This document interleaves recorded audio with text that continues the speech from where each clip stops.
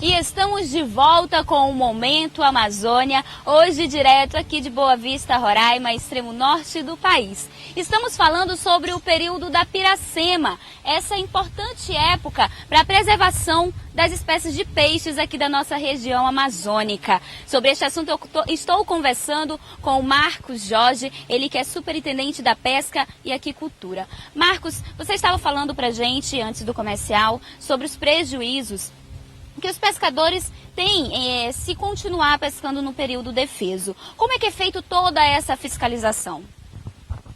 Olha, Lana, a fiscalização é feita substancialmente pelos órgãos ambientais com o auxílio da PM, por exemplo, como falei ainda há pouco, com o auxílio da Polícia Federal, no caso das operações federais, com o auxílio da Polícia Civil, enfim. E a operação ela é feita tanto em terra como em água. Então, as equipes se deslocam tanto para os nossos rios, como também fazem cobertura em terra e tem, por exemplo, o auxílio da Polícia Rodoviária Federal, que em suas barreiras também fiscaliza a passagem de peixes ou de tralha e auxiliam na fiscalização como um todo, dentro da sua competência das rodovias federais, por exemplo. Ano passado nós tivemos caso, inclusive, de um atravessador que foi preso, né? Foi preso em delito flagrante, inclusive, numa ação da Rodoviária Federal.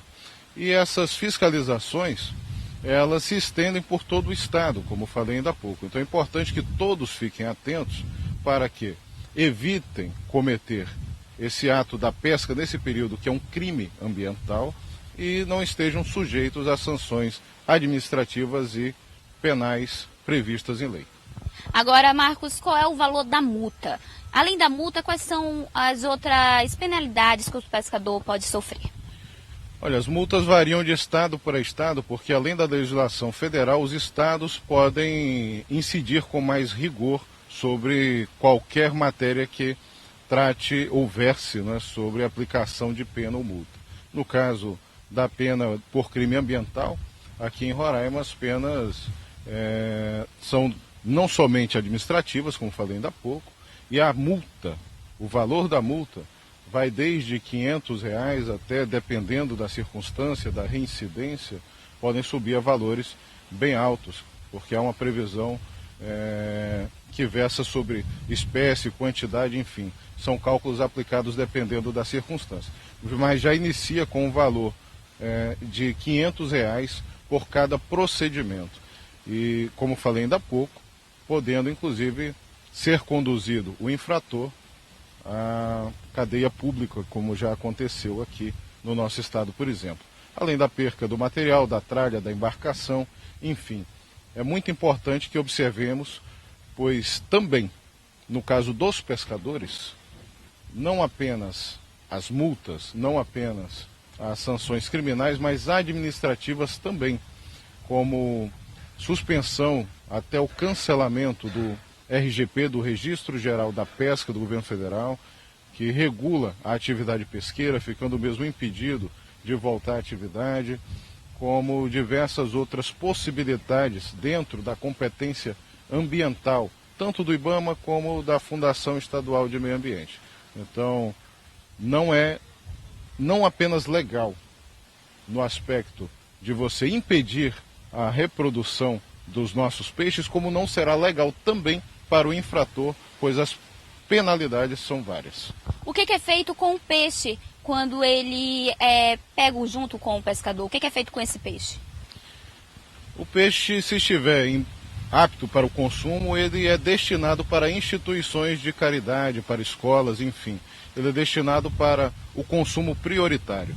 Então, ele não fica perdido, não será incinerado. Na realidade, ele estando em boas condições, após avaliação, estando apto para o consumo, ele é destinado para instituições prioritárias. O registro é de grande importância, não é verdade, Marcos? Quantos pescadores são registrados hoje no estado de Roraima? Em Roraima são 6.972 pescadores aptos, com seu registro deferido e em dia junto ao Ministério da Pesca. Nós temos feito todo um trabalho de atualização de dados, nós temos feito fiscalização, inclusive em cima das carteiras de pescador.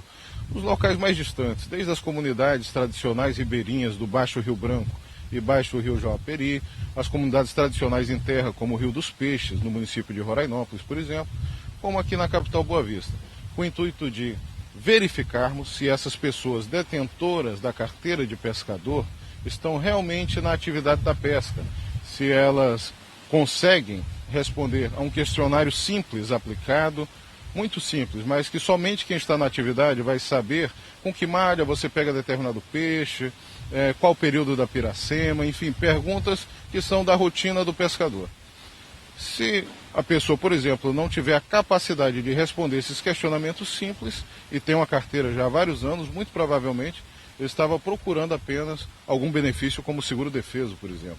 Então, esses procedimentos têm sido instaurados em cada processo, tem chamado o feito à ordem em todos os processos administrativos, pois cada pescador, cada carteira tem um processo.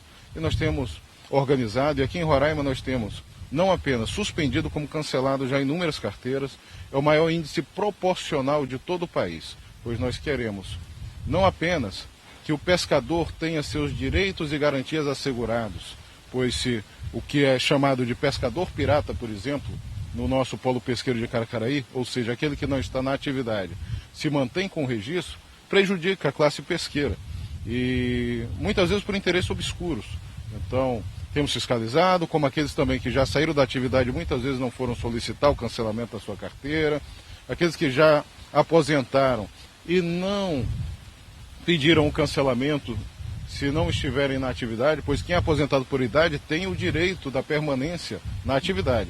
Só não pode quem aposentou, por exemplo, por uma inaptidão, aposentou por um problema físico, por invalidez, como diz o órgão previdenciário.